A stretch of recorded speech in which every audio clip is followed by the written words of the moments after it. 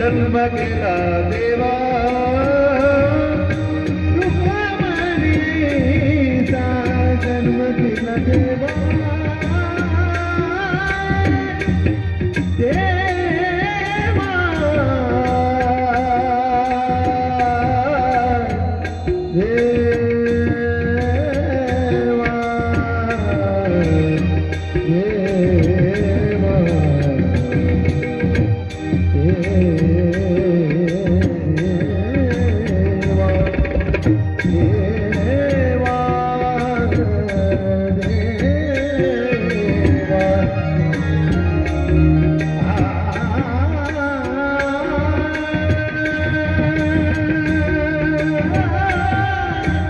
जय हो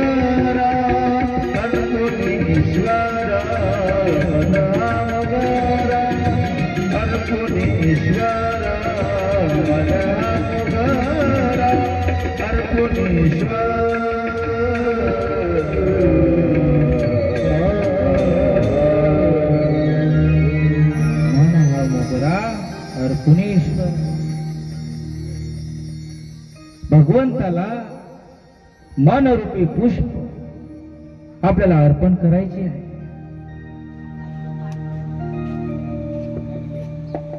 एक व्यक्ती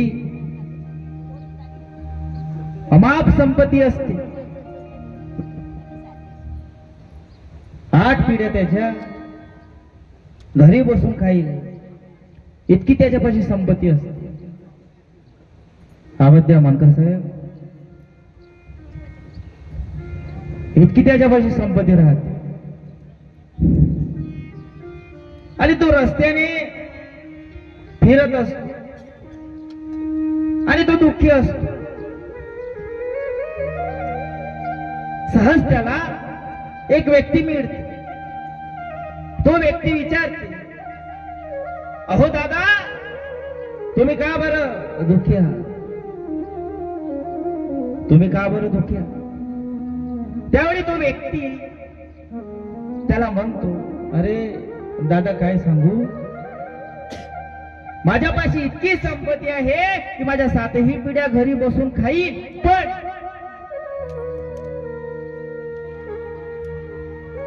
मी गेल्यानंतर माझ्या पिढीचं काय होईल? मी गेल्यानंतर माझ्या पिढीचं काय होईल? तसंच आपलं सुद्धा झालंय। आपल्याला वाटतं की आपण आहो म्हणून आपले लेकरं आहे, मरून पा मग समजतं कोण कोणाचं आहे। खोटी आशा लागली आपल्याला की मी आहे म्हणून सर्व घर आहे, पण कोणीच कोणाचं नसतं। त्या व्यक्तीने त्याला सल्ला दिला की तुम्ही जा वनाच्या बाजूला, वनामध्ये एका नदीच्या कडेला एक संत त्या ठिकाणी झोपडी बांधून आहे।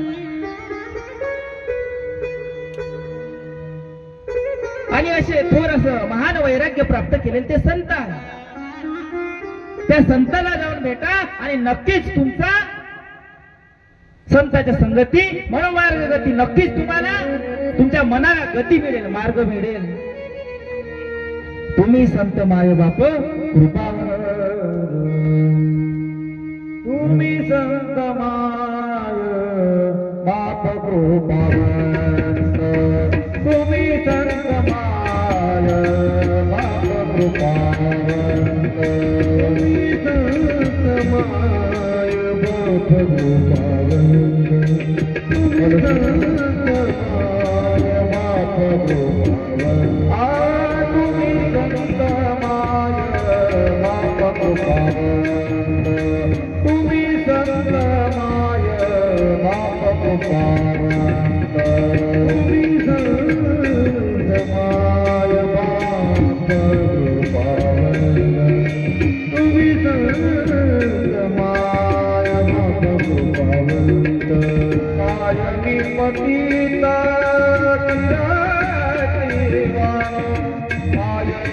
पतिता तुम्ही संत माय बाप कृपा, तुम्ही संत माय बाप कृपा, तुम्ही संत माय बाप कृपा, कायमी पतिता गिरदेवा, कायमी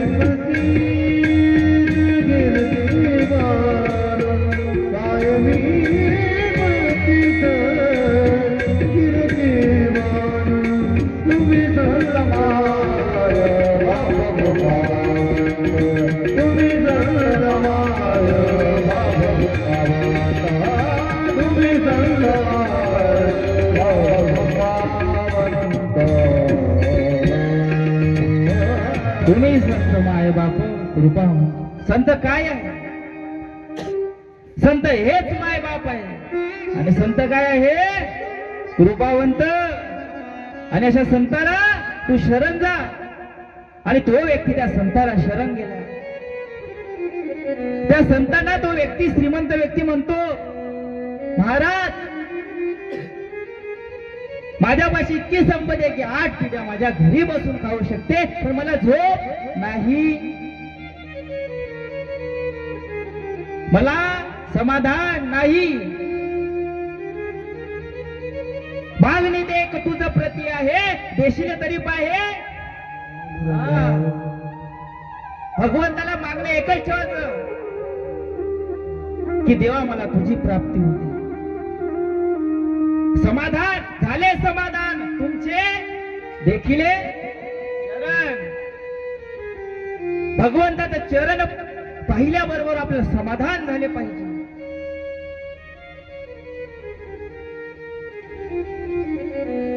देवाला एक गोष्ट लक्षात घ्या.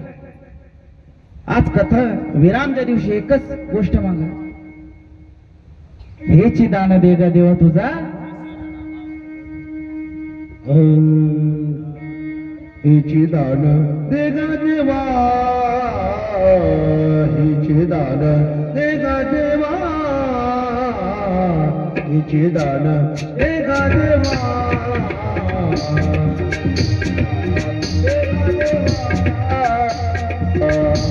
दाना दे गा देवा, हेची दान दे गा देवा, हेची दान दे गा देवा, हेची दान दे गा देवा, हेची दान दे गा देवा.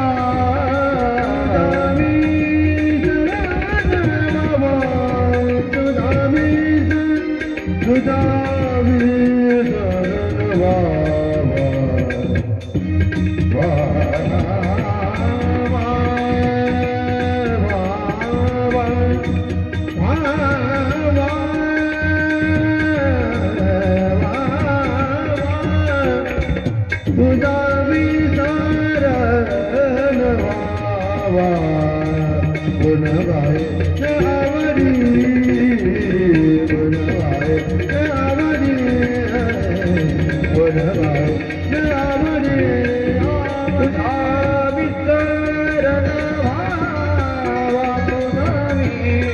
भगवान भोले बाबाला विनवणी करा. भगवान भोले बाबा जन्मोजन्मी आम्हाला, आम्ही घरात असू, आम्ही दारामध्ये असू, आम्ही जेवत असू, आम्ही पाणी पित असू आणि रस्त्याने चालत असू, तेव्हा ही तुझा विसर आम्हाला हो नको देऊ भगवान शिवा. त्या भगवान शिवाला मरते जमत की आज रची मेरे भाई और बहन.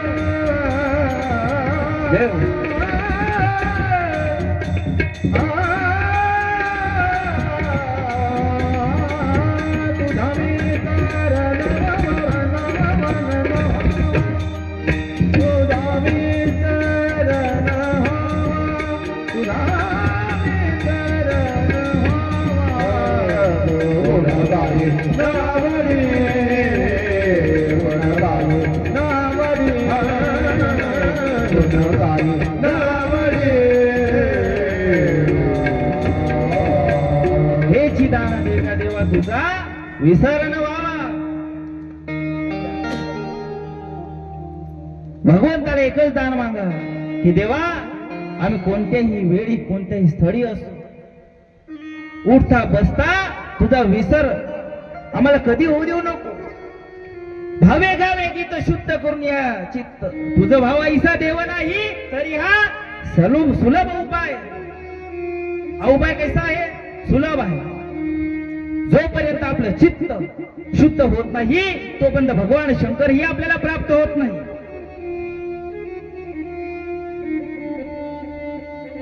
तुझ वावाईसा देव नाही तरी हा सुलभ.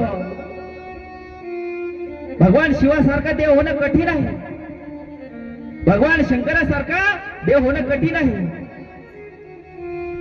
महाविष्णूचा अवतार सखा माझा ज्ञानेश्वर, चला जाऊ अलंकापुरी साधू संतांच्या माहेरी. आणि ज्यावेळी ज्ञानेश्वर महाराज समाधी घेण्यासाठी निघाले त्यावेळी नामदेव महाराज, जनाबाई, मुक्ताबाई, निवृत्ती दादा, सोपान, मुक्ताबाई सर्वांनी ज्ञानेश्वराला, ज्ञानेश्वर दादांना, ज्ञानेश्वर महाराजाला विनवणी केली की तुम्ही जाऊ नका. पण ज्यावेळी संतांचे कार्य होतं, संतांचे कार्य पूर्ण होते त्यावेळी संत एक क्षणही थांबत नाही. कृष्ण नव्हे भोगी, शंकर नव्हे जोगी. कृष्ण 16,108 पत्न्या करूनही आज ही ब्रह्मचारी आहे. आणि भगवान शंकराला जटा वाढलेल्या, चिलकत घातलेलं, वस्त्र परिधान केलेले त्यांना जोगी समजू नका. चुकेले चुकेले जलमांचे वंदन, पुनरागमन नोहे पुन्हा. आणि 84चा फेरा चुकवायचा असेल तर शिवकथा हे श्रवण करणं हे मानवी जीवनाचं एक उद्दिष्ट आहे. म्हणून भगवान शंकराची कथा आपण सर्वजण श्रवण करत आहोत. तर तो व्यक्ती त्या संतांना म्हणते की देवा माझ्या आयुष्यामध्ये समाधान नाही, सुख नाही, मी काय करू.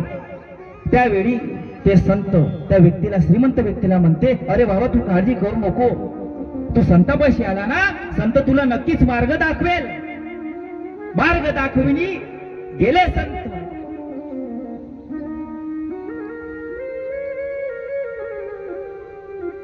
त्यावेळी ते संत त्या श्रीमंत व्यक्तीला म्हणते, हे तांदळाची एक थैली घे आणि हे तांदळाची थैली घेऊन तू नदीच्या पलीकडे जाय. तिथे एक झोपडी आहे आणि त्या झोपडीमध्ये एक म्हातारी बसलेली आहे.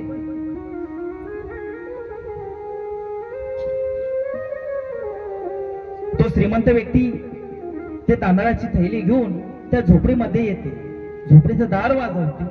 ती म्हातारी ते झोपडीचं दार उघडते. ते म्हातारी त्या श्रीमंत व्यक्तीला म्हणते, अरे बाबा तू कशासाठी आला, इथे येण्याचं कारण काय. तर ते संत म्हणतात, ते जे बाबा आहे ना, नदीच्या त्या पलीकडे बसलेले, त्यांनी नाही का तुम्हाला ते तांदळाची थैली देण्यासाठी सांगितलं आहे. तर ते म्हातारी उत्तर देते, अरे बाबा तुला मी मागितलं होतं का? तुला कोणी आणायला सांगितले? तो श्रीमंत व्यक्ती विचार करते, अरे म्हातारी कशी उद्धट आहे, मी हिच्यासाठी तांदूळ घेऊन आला होता त्या नदीच्या पलीकडून आणि हे उद्धटपणाने माझ्यासोबत बोलत आहे. आता तो विचार करते, थोडं चपलता दाखवते, ठेवून घ्या काय हरकत आहे. ते स्त्री म्हणते, नाही माझ्यापाशी 2 दिवस पुरेल इतके तांदूळ माझ्या झोपडीमध्ये आहे. 2 दिवस तांदूळ पुरेल इतके माझ्या झोपडीमध्ये तांदूळ आहे. आता तो अजून आपली चपलता दाखवते, चंचलपणा दाखवते. 2 दिवस आहे ना, घ्या मग 3ऱ्या दिवशी काम येईल, 4थ्या दिवशी काम येईल. आता मात्र ते वृद्ध स्त्री, ते म्हातारी त्या श्रीमंत व्यक्तीला उत्तर देते, अरे तू माझी काळजी करणारा कोण आहे? 2 दिवस माझ्यापाशी खाण्यासाठी तांदूळ आहे ना, तर मी 3ऱ्या दिवसाची काळजी का करू? त्यावेळी त्या श्रीमंत व्यक्तीला समजते की आपल्यापाशी जे संपत्ती आहे, जे धन आहे, जे प्रॉपर्टी आहे, मी आजचा विचार करू, माझी उद्याची पिढी काय करेल ते त्यांचं नशीब आहे, त्यांचं कर्म आहे. मला आजचा विचार करायचा आहे. मग तसंच आहे आपल्या आयुष्यात सुद्धा तसंच झालेलं आहे. आपण भजनाला सुख नाही तर भोजनाला सुख दिले आहे. आपल्याला भजनामध्ये सुख नाही, आपल्याला भोजनामध्ये सुख आहे. आपल्याला भजन करायचं म्हटलं तर आपण 2 तासही एका जागेवर बसू शकत नाही. पण भोजन करायचं राहिलं तर आपल्या आवडीचा विषय आहे. म्हणून भोजनाला महत्व न देता आपण भजनाला महत्व दिले पाहिजे. लक्षात घ्या, शिवभक्ती हे नशीबवाल्याला, ज्याचं प्रारब्ध उजळलं आहे त्यांनाच मिळते. एक कंजूस व्यक्ती असतो, तो आपल्याजवळ सर्व संपत्ती विकून आलेल्या पैशाची सोन्यांची लागवड करून एक सोन्याची वीट बनवतो. काय बनवते? सोन्याची वीट बनवतो. पाहिली का कोणी? आणि हो म्हणू पण नको आहे, इन्कम टॅक्सचे रेट पडून तुमच्या घरी असेल तर राहू द्या लपो. जास्ती जड होत असन तर संध्याकाळी मला आणून दे जा, मी सांभाळून ठेवील. आता तो व्यक्ती रोज ते सोन्याची वीट एका जमिनीखाली गड्डा करून ठेवतो आणि रोज उकरू पाहिजे, माझी सोन्याची वीट आहे का, माझी सोन्याची वीट आहे का नाही. आता मात्र एक व्यक्ती रोज त्याला पाहते, करत हा जातो कुठे, काय करतो उकरून, तर त्याच्यावर लक्ष ठेवते. आणि दुसऱ्या दिवशी काय करते, हा व्यक्ती गेल्यानंतर तो दुसरा व्यक्ती ते जमीन उकरते आणि ते सोन्याची वीट घेऊन निघून जातो.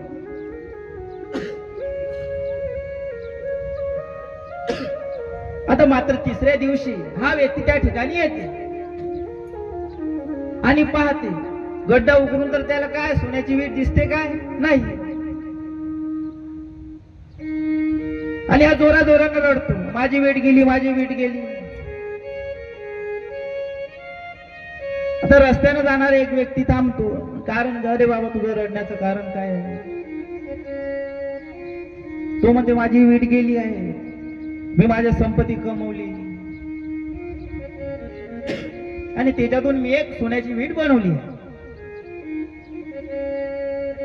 आता तो व्यक्ती त्याला म्हणते, तू असं कर, एक मातीची वीट घे आणि ती वीट त्या जमिनीत कोरून ठेव आणि अशी समज ती सोन्याची, कारण तू ते कोरूनच ठेवली होती ना, त्या सोन्याच्या विटीचा तुझा काही उपयोगच नाही. असं समज की सोन्याची वीट आहे आणि पुन्हा झाकत जा आणि पुन्हा काढत जा.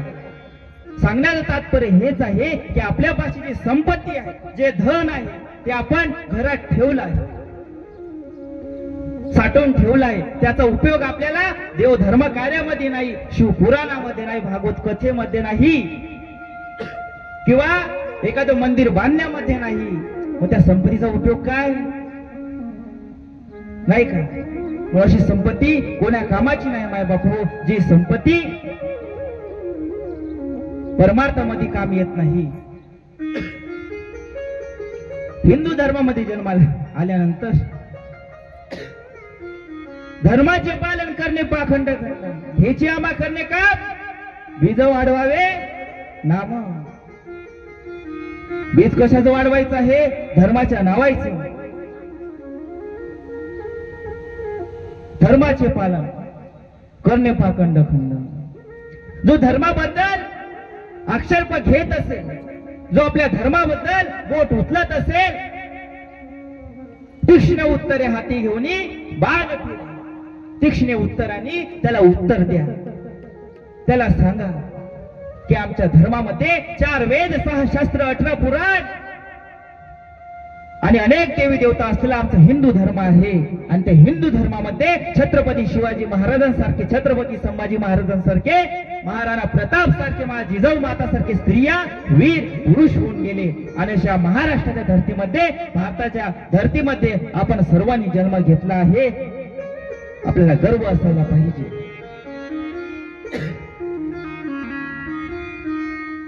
लक्षात घ्या, भावना, उद्देश काय आहे हे लक्षात घेतलं पाहिजे. ज्यावेळी आपला एखाद्या ठिकाणी आगमन होत असेल, त्यावेळी आपण त्या आगमनाचं उत्तर चांगल्या पद्धतीने दिले पाहिजे. आंध्र प्रदेशामध्ये एका मुख्यमंत्र्याच्या भावाचा आगमन एका मंत्र्याने केला. मग त्याच्या भावाने संपूर्ण राज्याचाच कायापालट करून टाकला. आपल्या भावाच्या आगमनाचा बदला मुख्यमंत्री बनून त्याने घेतला.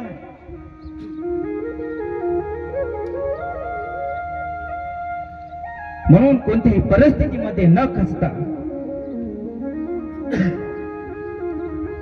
सर्व परिस्थितीमध्ये आपण कृष्ण शिवकथा हे श्रवण केली पाहिजे.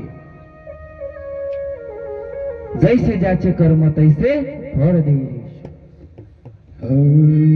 जगी जीवनाचे सार जाती तयार जाती महाराज जाती. जगी जीवनाचे सार घ्यावे जाणवी सत्वर. जैसे राज कर्म तैसे फळ देतो ईश्वर. जैसे राज कर्म तैसे फळ देतो ईश्वर. जगी जीवनाचे सार घ्यावे जाणून सत्वर. जगी जीवनाचे सार घ्यावे जाणून सत्वर. तैसे जाचे कर्म तैसे फळ देतो ईश्वर. जैसे जाचे कर्म तैसे फळ देतो ईश्वर.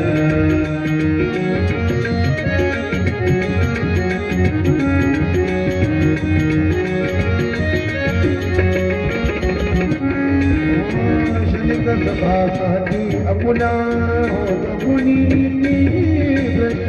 कुणी कागी जीवन अपुले दुःख जगे करण नष्ट.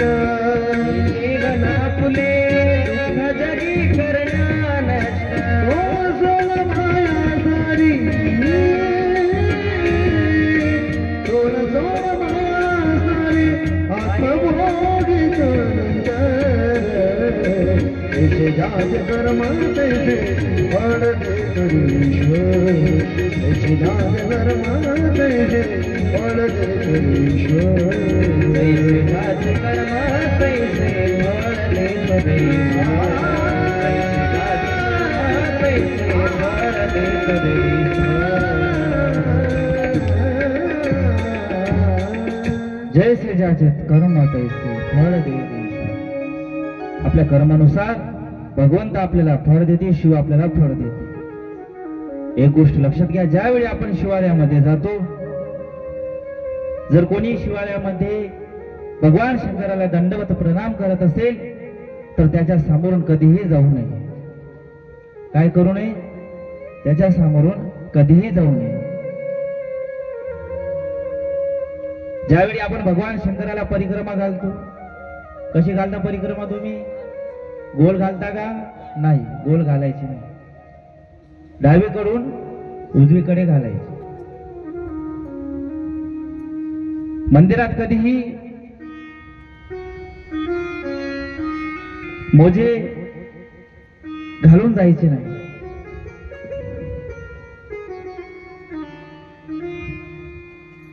मंदिरामध्ये गेल्यानंतर कधीही आपल्या जे चपला आहे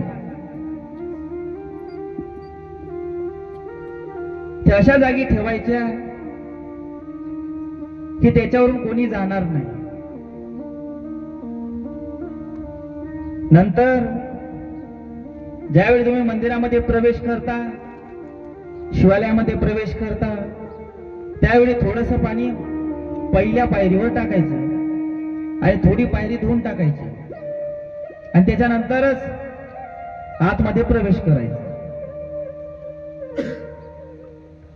प्रवेश केल्यानंतर सर्वात आधी मंदिराची घंटी वाजवायची आणि भूतासारखं अंदर जायचं का? नाही, तिथं 5 मिनिटं उभं राहायचं त्या घंटेखाली. तर त्यानं काय होते, जितके काही आपल्या आतमधले वाईट शक्ती आहे त्या सर्व निघून जाते. त्यानंतर शिव महापुराणामध्ये वास्तुपुरुषाचे वर्णन आलं. ज्या वास्तुपुरुषाचा आपण सत्यनारायणाची पूजा आपल्या घरी करतो. सत्यनारायणाची पूजा का करतो आपण घरी? सांगा महिला मंडळ.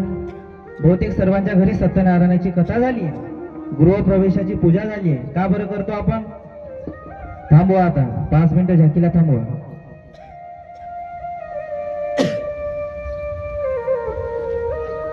चला उत्तर द्या. उद्यापासून काय आशिष महाराज प्रश्न विचारला नाही आणि तुमच्या डोक्याला काही टेन्शन देणार नाही. आणि बाकीच्या महाराजांसारखं आपल्याला पण चौथा गिर टाकून यवतमाळच्या बाहेर नाही का? पण केव्हाची आपली कथा कुठं अटकून आहे? 2 तास झाले गणेश चरित्रावर चटकून आहे. अजून 4थ्या संहितामध्ये खंडामध्ये आपण प्रवेश केला नाही, नाही का निवृत्ती दादा? तर बाकीच्या कथा तर दूरच आहे. 4 वाजले. असो, जास्त वेळ न घेता कथेकडे आपण वळू. सत्यनारायणाची कथा ज्यावेळी आपण आपलं घर तयार करत असतो, बनवत असतो, घराला बनवायला काय काय लागते? सर्वप्रथम रेती. रेती कुठून येते? नदीतून. अजून दुसरी महत्वाची गोष्ट काय लागते घराला बनवायला? विटा. विटा कशापासून बनते? मातीपासून. रेती कुठून येते? नदी. आता नदीमध्ये किती जीवजंतू राहते, मग ती जीवजंतू त्या रेतीमध्ये येते आणि मरून जाते. मातीमध्ये सुद्धा किती जीवजंतू, मुंग्या, माकोडे, कीटक असतात, मग ते विटा बनवतात आणि मरून जाते. आणि महत्वाची गोष्ट, घर कोण बांधते? कामगार. आणि ते कामगार घर बांधताना त्यांच्या बोटाला लागते आणि बोटाला लागलं की त्यांचं रक्त आपल्या घरात पडते. मग हे जीवजंतू यांचे अवशेष शरीर आपल्या घरामध्ये राहते. आणि मी आधीही सांगितलं की मृत्यूनंतर आपला जन्म प्रत्येक जीवामध्ये, सजीवामध्ये होते. झाडामध्येही जाते, झाडामध्ये जाते, मुंग्यामध्ये जाते, कीटकमध्येही जाते. मग ते आत्मा नव्हे का? ते आत्माच आहे. मग त्याची आत्मा कुठे राहते? आपल्या घरात. मग त्यांची काय करायला लागते? शांती. त्याच्यासाठी आपण गृह शांती करतो. ब्राह्मणाला घरी बोलवतो, गृह शांती करतो. आणि एक गोष्ट लक्षात घ्यायची, घराचा एक अधिकारी असतो, तसंच वास्तुपुरुष म्हणून अधिकारी भगवान शिवाच्या तेजापासून उत्पन्न झालेला वास्तुपुरुष आहे. आणि त्या वास्तुपुरुषाची प्रतिमा आपल्या घरासमोर फ्रंट दरवाजावर आपण लावली पाहिजे. त्या वास्तू पुरुषाची प्रतिमा आपण लावल्याने आपल्या घरामध्ये सुख समृद्ध शांती नांदते, कारण ते भगवान शंकराचा अंश आहे. म्हणून नित्यनेमाने आपण भगवान शंकराची पूजा केली पाहिजे. तर आता भगवान शंकर आणि पार्वती माता यांचं मुलाचा विवाह, गणेश भगवंताच्या विवाहाचा प्रसंग येत आहे. गणेश भगवान सर्व विद्याने गुण संपन्न होऊन सर्व गणाचा अधिपती अध्यक्ष बनवून ज्या स्थळी कैलासावर मा पार्वती आणि जगदंबा पार्वती माताने कैलास भगवान सिंहासनावर बसलेले असते, त्यांची 7 प्रदक्षिणा भगवान गणेश मारतात आणि त्यांचा विवाह गणेश भगवंताला घेऊन या. गणेश भगवान सभा मंडपामध्ये येत आहे. सोर निरागस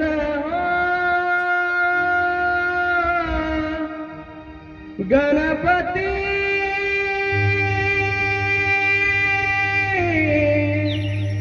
सोर निरागस सूर निरागस गणपती भगवान गणेश सभा मंडपात शुभनयना करुणामय गौरी हरश्री वरद विनायक शुभनयना करुणामय गौरी हरश्री वरद विनायक ओंकार गणपती अधिपती गणपती गणपती नूरपती लीन निरंतर